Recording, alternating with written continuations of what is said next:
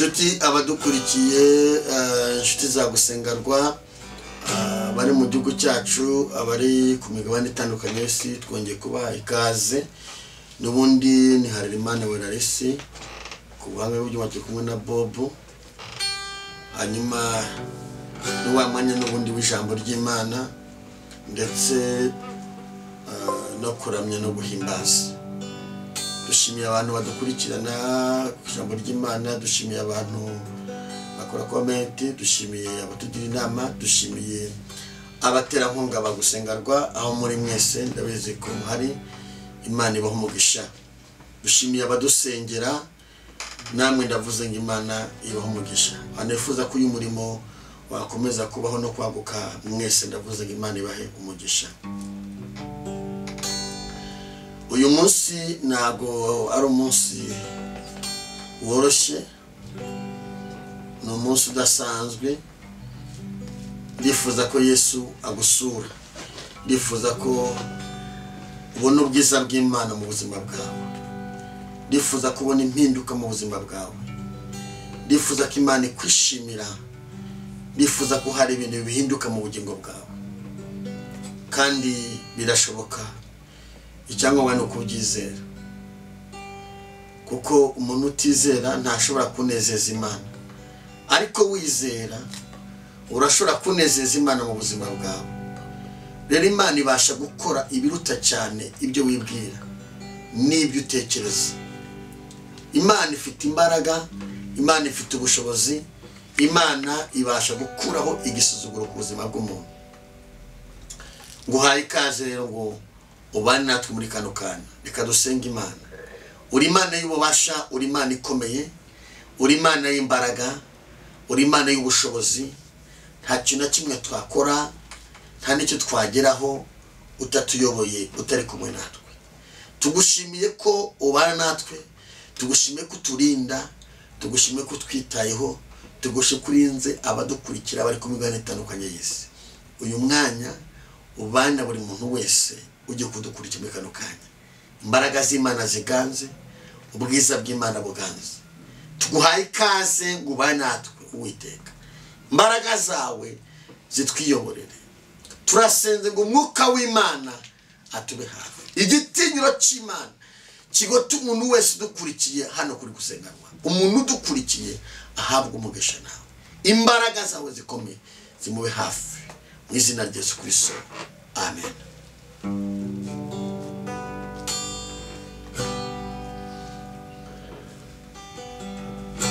Turaza kuganira amagambo y'Imana kugira ngo wowe udukurikiye ubashe kuyakurikira ndetse no kuba uyategura neza.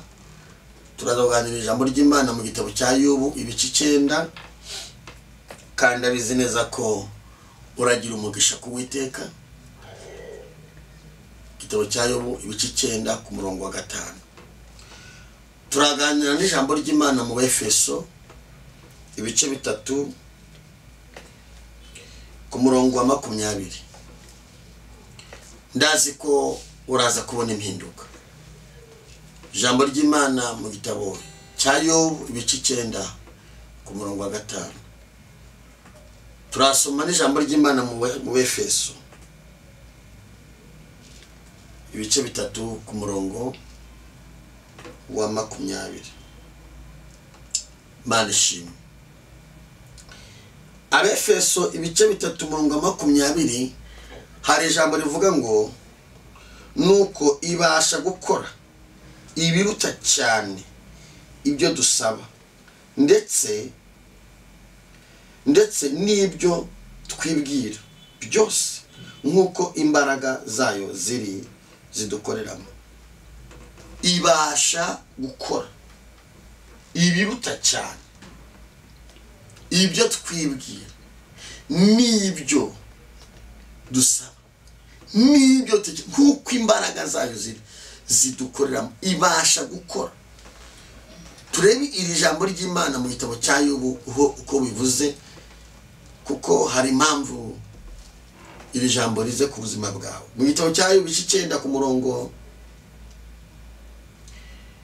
ku murongo wa 5 hari ijambo rivuga ngo yimura imisozi itabimenye ikayubikana uburakari bwayo. Yimura imisozi itabimenye ikayubikana uburakari bwayo.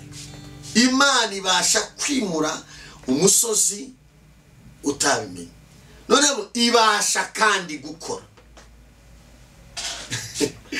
Irakora ikanimura, ibasha gukora cyane, ibiruta cyane.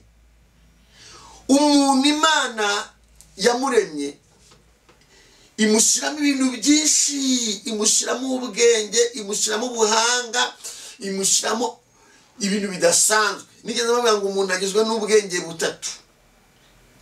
Hari ubwenge kavukire uwavukanye ukomora mu muryango wanyu, hari ubwenge uhabwa n'ijuru, hari n'ubwenge buhahano wize mu ishuri.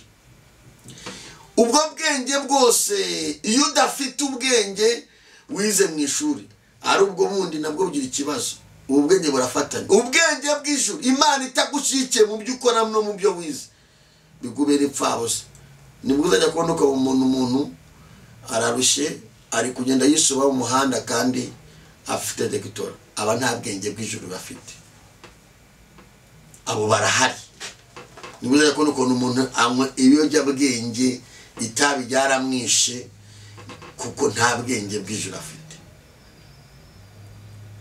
Hanyuma muri ubwo bwenge bwose dufite Imana ibasha noneho gukora.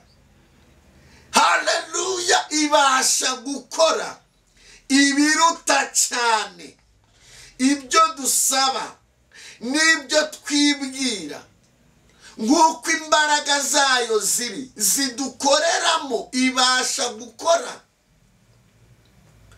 ibasha gukora ibiruta ya mishinga ufite.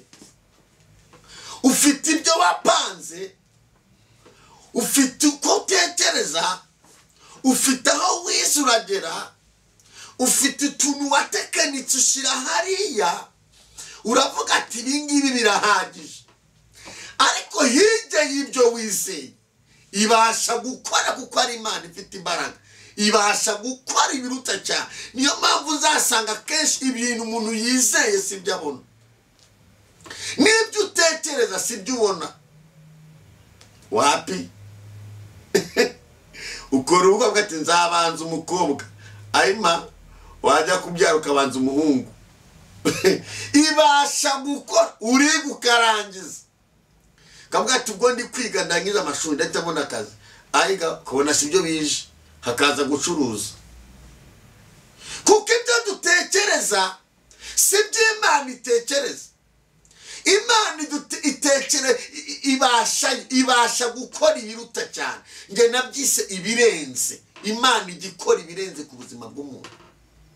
Ibasha gukora ibiruta cyane ibyo tutekereza n'ibyo twibwira. Nshuti wo nkurikiye, wari uzi ko Imana ibasha gukora ibiruta cyane ubwo butayituyemo? Iyo abantu bakurebera mu ishusho y'uko bakuzi, ariko Imana ikurebera mu bwenge bwayo nk'Imana ikora ibiruta cyane ibyo abantu batekereza ku buzima bwawe. Ariko abantu bo nibakureba, barakurebera mu ishusho y'uko bakuzi, barakurebera uko wavutse, barakurebera aho wakomotse, barakurebera amashuri ufite, barakurebera ubukene utuyemo. Ntibazi ko iyo wakurikiye ibasha gukora ibiruta cyane uko bari kugutekereza.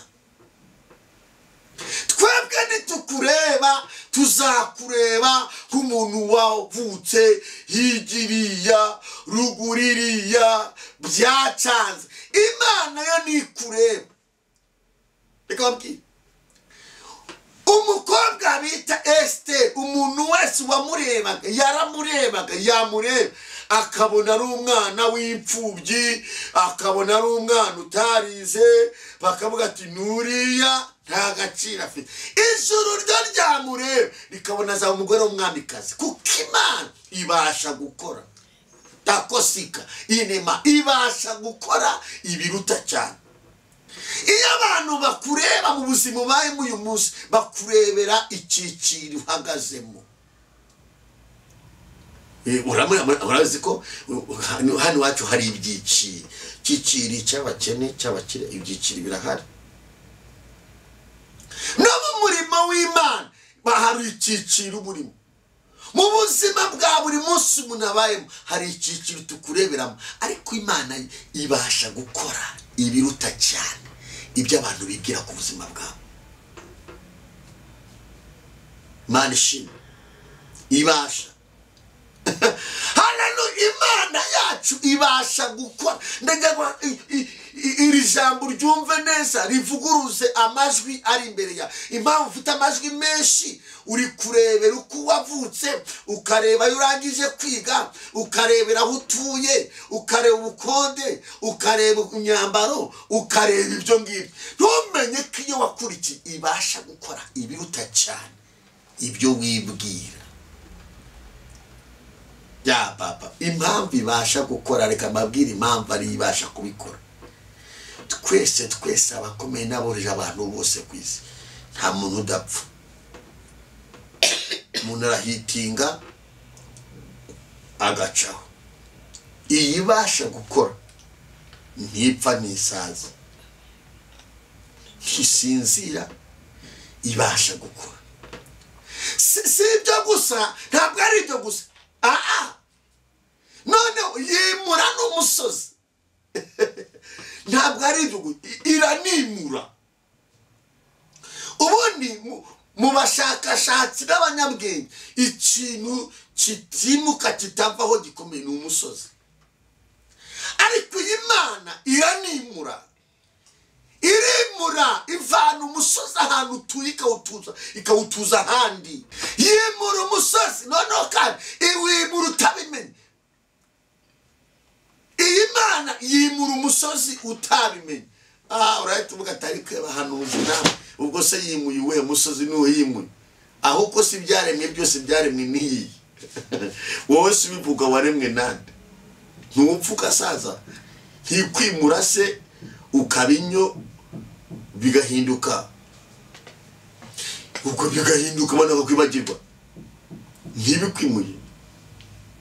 imisozi irayimura, inzuzi irazimura, amatungo irayimura, abakomera bo zirimura.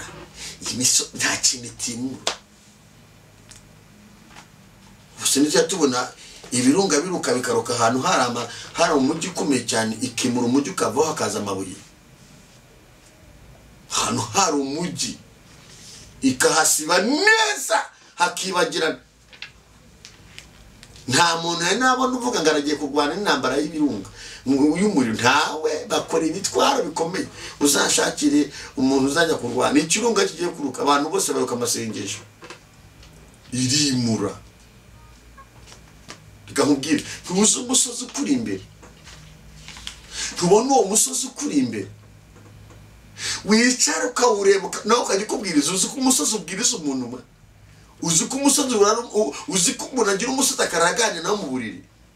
uzi ko umuntu agira umusozi ukagenda uganira mu muhanda? uzi ko umuntu agira umusozi akagenda yivugisha ukagira ngo afite abantu 5 bari kuganira ari umusozi? umusozi uza ku muntu akarara yivugisha ukajya ngo arwana n'abantu 5 ari we wenyine. umusozi uhindura umuntu umusazi. haleluya. umvikije twizera haleluya. uwo musozi guhindura umusazi irazika wimura utabimenye. no, ntabwo umusozi ubimenye, irawimura. kandi numva hari abantu Imana igiye kwimurira umusozi. umusozi, uzi ko umuntu agira umusozi akagura umuti w'imbeba? uzi ko umuntu agira umusozi imyenda yambara akayanga? uzi ko umuntu agira umusozi akanga kwisiga, akanga no gukaraba? uzi ko umuntu agira umusozi akararezwa n'umusozi, amarira kuzura amashuka n'igitanda? ari umusozi. iyo wasenze iraza ikawimura. yimura imisozi itabimenye. ntabwo iwimura gusa, irawimura kandi ikawimura. yamara kuwimura ntiwutere kuhagaze, irawubika. ndaza gusobanura iby'Imana yo ku musozi. Irawimura, yamara kuwimura ikawubika. Nta nubwo iwubika iri guseka, reka da, iwubikana uburakari bwayo. Kuki Imana yimura umusozi ikawubikana uburakari? Kuki tawimura ngo ugende gusa? Uzi umusozi umuntu arimo avuga ngo ntacyo uzapfa wimariye. Uzi umusozi umuntu arimo avuga uzapfa ubwo. Yije kuwimura, irawubika ukagira icyo wimarira, ikawubika ukagira agaciro. Uwabivuze akavuga ati mu ijuru hariho Imana. Yimura imisozi itabimenye ikayubikana uburakari bwayo. Deko sikamanura. Ni Imana yimura imisozi. Impamvu iwubika, irabanza ikareka umuntu wese akavuga ati, irabanza ikareka umusozi ukagutsikamira. Nta muntu Imana ikura mu butayu atabanze kuba. Nta muntu Imana ikuraho umusozi. Nimvuga umusozi ntiwibe ngo ni umusozi utuyeho amazu. Ni umusozi witwa Ibigeragezo Imana ije kwimura ku buzima bwawe. Hari abantu baba badakuze mu mwuka umusozi akajya ngo ni umusozi w'amabuye. Oya ye. Nuwo mubana. Ushobora kugira umusozi w'umugabo akakuzengereza uri umudamu. Ushobora kugira umusozi wa famille ukakuzengereza. Ushobora kugira umusozi neza mu kazi akaba ari we bajya bataramiraho.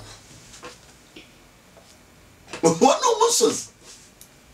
Ushobora kugira umusozi w'imodoka ukayigura n'ayawe ukayitumiza Dubai yaza.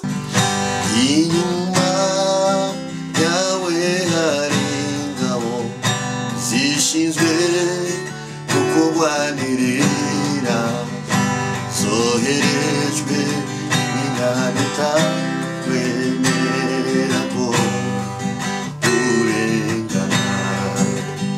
Inyuma yawe hari ingabo zishinzwe kukurwanirira, zoherejwe n'Imana wemera ko urengana. Inyuma yawe hari ingabo zishinzwe kukurwanirira, zoherejwe n'Imana wemera ko urengana.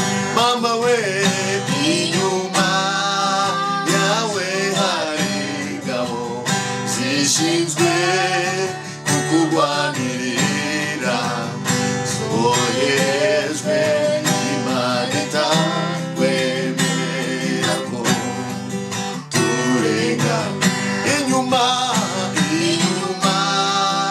yawe hari ingabo zishinzwe kukurwanirira, zoherejwe n'Imana wemera ko urengana. Mugabo we, inyuma yawe hari ingabo zishinzwe kukurwanirira, zoherejwe n'Imana wemera ko urengana. Yewe mukobwa, inyuma yawe hari ingabo zishinzwe kukurwanirira, zoherejwe n'Imana wemera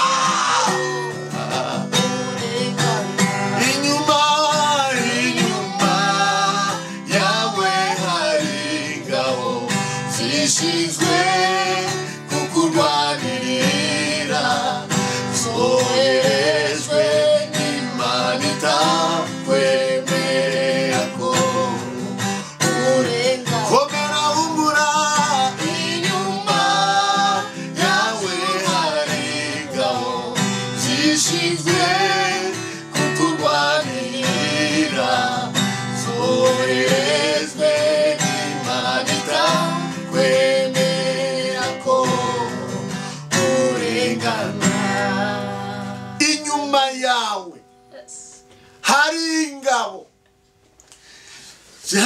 ingabo zoherejwe n'Imana inyuma aho utabasha kureba.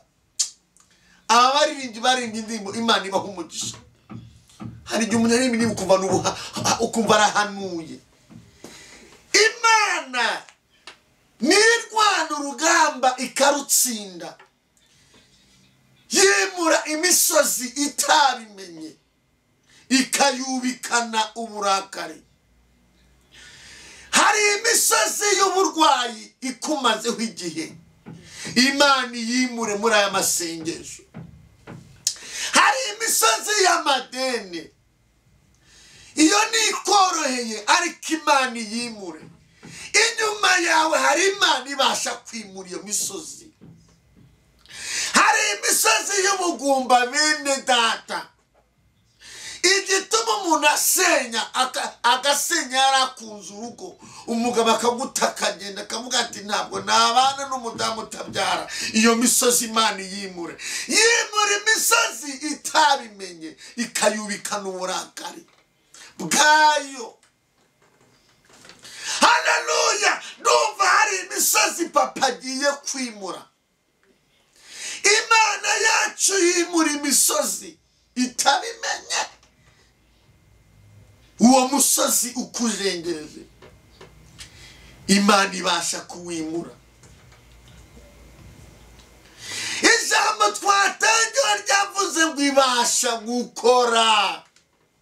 Urananiwe ariko hari itananirwa, urarambiwe hari itarambirwa, ucitse intege hari idacika intege, wabuze icyerekezo hari Imana itabura icyerekezo, wabuze uwagufasha hari Imana idufasha. Yimura imisozi itabimenye ikayubikana uburakari bwayo. Wa musozi we urava imbere y'abana b'Imana.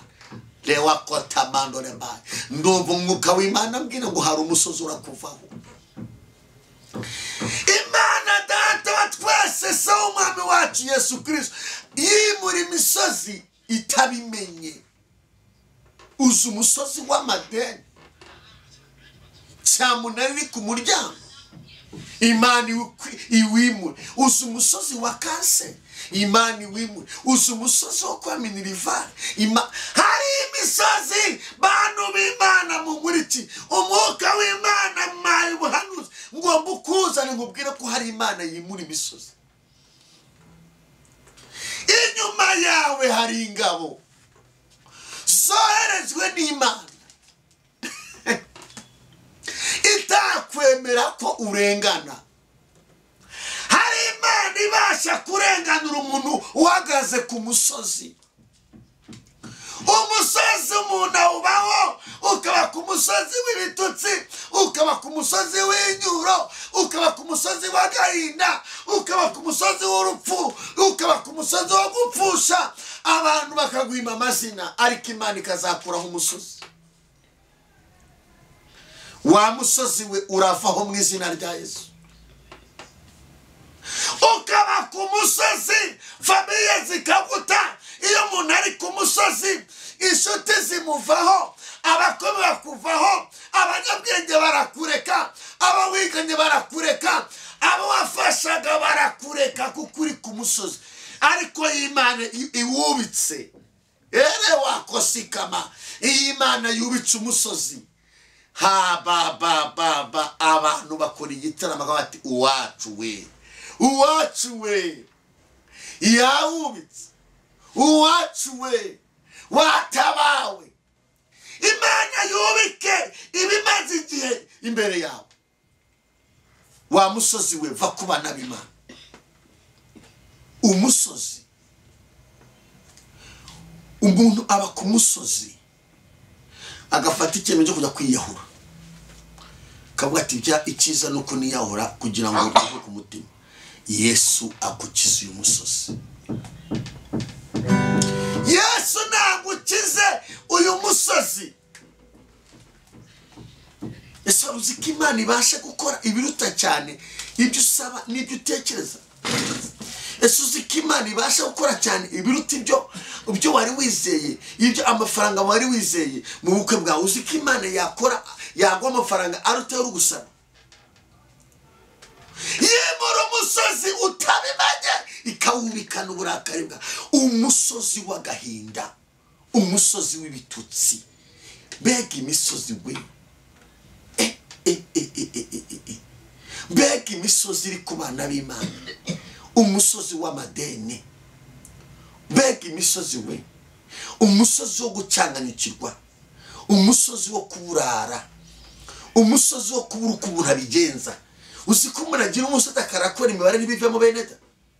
Uzi ko umuntu agira umusozi ugashaka umuntu uzawuganiriza ukamubura. Dore Imana ije kwimura umusozi utabimenye. Haleluya! Jaba nekosika. Uzi ko umuntu agira umusozi akabura umuntu aganyira. Yesu aze kwimura umusozi utabimenye. Ikintu kimishimishije awimuye utabumenye, ntago bimenye umusozi nuza. Iyo Imana ikwimure kuri uwo musozi uhagaze.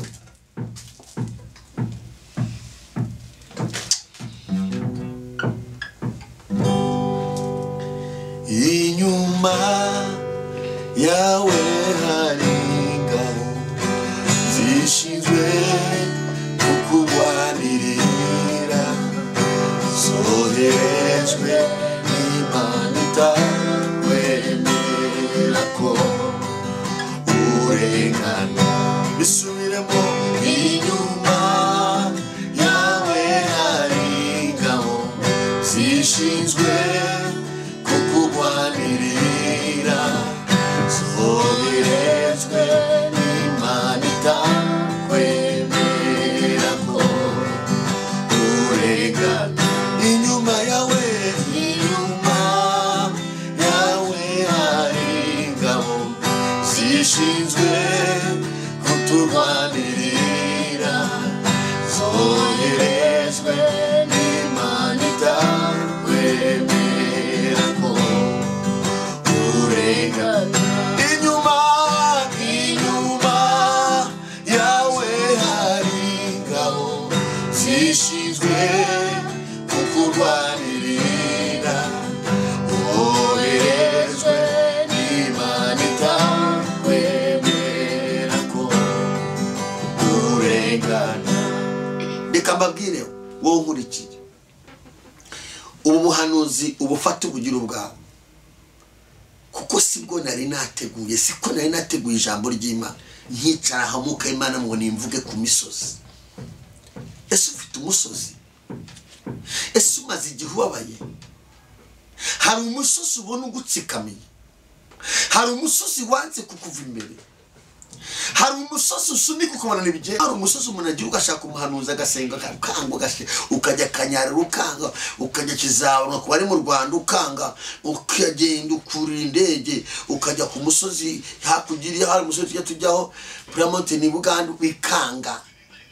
Ariko dore Imana ije kuvugana n'uwo musozi, iwimure, iwurebe igitsure, iwimure utabimenye.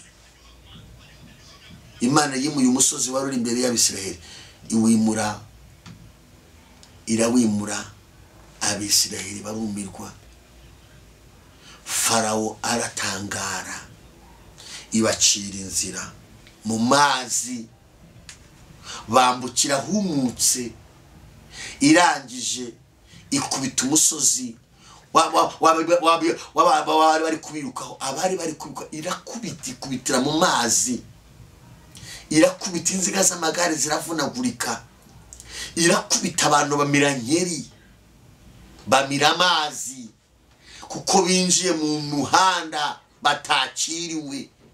Ubw'Imana yubitse umusozi uri imbere yawe, umuruzi urakurwanya arahagwa, urakuzinga arahagwa, uritambika mu mugambi w'Imana arahura n'inkoni y'Imana.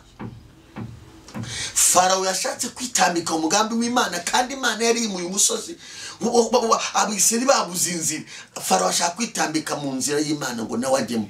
Imana imukubita ingabo ze, irazikubita ajyana inkuru. Yemura imisozi itabimenye ikayubika n'uburakari. lota erefa.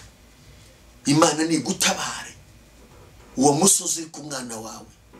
Imana wimure uwo musozi uri mu kazi kawe. Imana wimure uwo musozi uri mu mibereho yawe ya buri munsi. Imana wimure uwo musozi uri mu yo dosiye. Imana wimure uwo musozi dewa kosi kamando wo gutukwa wo kwangwa.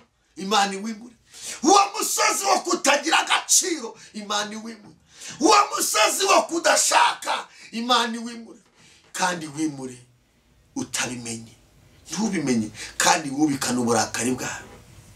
Imana ushiremo uburakari kuri ya misozi. Imana ndakwinginze ushire uburakari kuri ya misozi iri ku bantu b'Imana. Ibasha gukora ibiruta cyane ibyo dusaba n'ibyo dutekereza, kuko imbaraga zayo ziri zidukoreramo. Impamvu mpagaze hano, impamvu ndahangaha ndi guhanura, Imana ntabwo ari izituma umuntu. Yesu nazaza atuma umuhanuzi, kuko imbaraga zayo ziri zidukoramo. Ibasha gukora ibiruta cyane. Ndahanuriye ubuzima bwawe ngo Imana yimure umusozi ku buzima bwawe mu izina rya Yesu. Muri aya masaha ndahanurira ibiganza byawe baroze ngo bitazasinya kontana.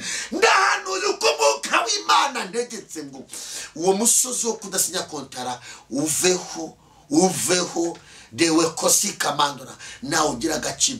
Ndahanura umusozi w'uburwayi ngo Imana wubikana uburakari, ubwo burwayi bukire mu izina rya Yesu. Ndahanura umusozi umusozi w'uruzingo maze w'imyaka myinshi, Imana ni wubikana uburakari bwawe. Dore amateka aze ku buzima bwawe. Ndagiye ngo ngusengere. Yesu ufite kwizera. Ndatangaza ngo uwo musozi wo gucibwa mu muryango baraguciye, barakwibagirwa. Umeze nka Dawidi mu ishyamba, bari baramwibagiwe. Isi yaramwohereje mu ntama, yaravuze ngo genda ujye uragira inama. Isi aramwibagiwe, ariko Imana mu ijuru ntiyamwibagiwe. Hari abantu barakwibagiwe, ariko Imana ntiyakwibagiwe. Imana ije kuvugana dekosi kamando n'uwo musozi watumye abantu bakwibagiwe. Imana yavuganye n'umusozi imbere ya Dawidi, bituma umuhanuzi Samweli avuga ngo nta wundi mwana usigaye mu rugo, nta wundi mwana kwe Eliya Imana yamugaye, nta wundi mwana ko Shama yamugaye, nta wundi mwana ko Aminadabu yamugaye. Niko Yesa nta wundi mwana. Imana yimuye umusozi, abantu barakwibuka. Imana yimuye umusozi, ugira agaciro. Imana yimuye umusozi, ubu mwana mu rugo. Dawidi bamutuma waraza, ava mu ishyamba, aragira inama zase, avamo, baramwimika. Iyi Imana yubitse umusozi ikawubikana uburakari, ikawimurika, ikawufata ikawubikana uburakari. Ubu mwami bitagombeye ngo habe amanama. Nta manama yabaye, nta manama yabaye. Nta Imana yarimuye irawimura burundu. Nta manama azaba kugira ngo Imana igutabara. Imana izimura umusozi ku buzima bwawe ukuveho. Ndagira ngo usengere. Nta manama yabaye kugira ngo Dawidi abe umwami, oya ntayo. Nta manama yabaye kugira ngo Yosefu ave muri gereza yicare ibwami abe yungiriza umwami. Nta manama. Ni Imana yimura umusozi. Ndagira ngo usengere. Wowe urwaye, fata aho urwaye. Wowe ufite agahinda, fata ku mutima wawe. Wowe ufite amadeni akomeye, pfukama mu mwanya wawe. Wowe waciwe, pfukama mu mwanya wawe. Wowe ufite umusozi wumva wakiyahura, pfukama aho uri. waba uri mu gihugu cyacu, waba uri ku migari itari y'isi, ndabizi muradukurikira muri benshi mu Bubiligi, muri Amerika, umusozi ubona ukurengera. Waba ufite intambara mu kazi, pfuka amahuri. Waba ufite umukoresha ukumereye nabi, pfuka amahuri. Ubwira Imana ngo umukoresha Imana, mumpindurire umutima uhinduke mu izina rya Yesu, kuko nawe yakubera umusozi, akakubera mwarimu, akakubera icyigisho. Ariko Imana ihindura amateka ku buzima bwawe, yimura umusozi utabimenye, ikawubikana uburakari. Ndajya ngo usengere. Waba ufite umusozi wa diplome iheze muri varisi, ngizo ndi kubona zize muri varisi, ubwira Imana ngo iyi diplome yanjye ntabwo nayiboneye kugira ngo uri muri varisi, nigira agaciro, nangira agaciro abantu n'umuryango n'inshuti n'itoro n'abantu b'Imana. Uruwo mumaro berewe sikamandora, uwo musozi Imana irawimuye ku buzima bwawe. Mana mu izina rya Yesu Kristo wa Nazareti, uri Imana y'ububasha, uri Imana ikomeye, uri Imana ifite imbaraga, uri Imana ifite ubutwari, uri Imana ifite ubushobozi, uri Imana ikiza, uri Imana yimura umusozi utabimenye, ukawubikana uburakari. Hari imisozi turambiwe, hari imisozi iri ku bana b'Imana, hari imisozi iri ku babyeyi, hari imisozi iri ku bagabo, hari imisozi iri ku bakobwa, hari imisozi iri ku itorero, hari imisozi iri ku bantu b'Imana. Lobitawe enefa, imura iriya misozi uyubikana uburakari ntizabyuke, uyubikana uburakari uhondahonda ucocacoce ibushingwe imisozi y'inzingo n'amarozi n'inyatsi na za karande n'abarara bacurago, ubika uhondahonda, ubikana uburakari petarabone, ubikana uburakari. Warabirebye, ureba akarengane k'abana b'Imana, ureba akarengane k'ababyeyi, ureba akarengane k'abagabo, urabona akarengane k'itorero, ubona akarengane k'abanyamasengesho, ubona akarengane k'abategereje, ubona akarengane basenze, ubona akarengane k'abantu amaze igihe bari ku musozi w'ubukene, ubikana uburakari. Yaneberebo, ubikana ziriya mbaraga uburakari ntibizongere kubyuka. Imura, imura, imura, perebo dewefo, imura wubike uyu musozi nuveho. Kandi Uwiteka ukora imirimo n'ibitangaza ku bantu bawe, abari mu gihugu cyacu, abari muri Amerika, abari mu Bufaransa, mu Bubiligi, East Africa, isi yose hari abantu badukurikiye n'amazumva yirike. Ndaseze ngo uyu musozi ubaveho mu izina rya Yesu, amateka ahinduke. Urakoze kuri Imana ibikoze, ukabikora kwibasha muri byose mu izina rya Kristo wa Nazareti, amen. Imana ibaho umugisha. Inshuti abari adukurikiye bahaye ikaze, kandi abari mu gihugu cyacu ndabararitse muri gahunda y'amasengesho ejo kuwa gatatu. Turi kumwe n'umukozi w'Imana Pastor Munezero mukunda cyane, ndabararitse ngo muza duzafatanya ijambo ry'Imana guhera mu masaha itazaba yahageze, kumva ijambo ry'Imana, kandi ndazi kuzabohoka. Turi n'umukozi w'Imana Pastor Munezero, ndazi ko mukunda cyane, mwamukurikiye kuri gusengerwa, abari mu gihugu cyacu, abari mu ntara, mwazinduka bakaribu. Kandi niba ufite umurwayi akafite ibibazo, uze tugusengere. Imana ibasha guhindura amateka. Wije Imana ashaka kuvura ibikomere. Bahaye ikaze, nari mbararitse ngo muze muri gahunda y'amasengesho. Ijambo ry'Imana hagaruka. Bye bye.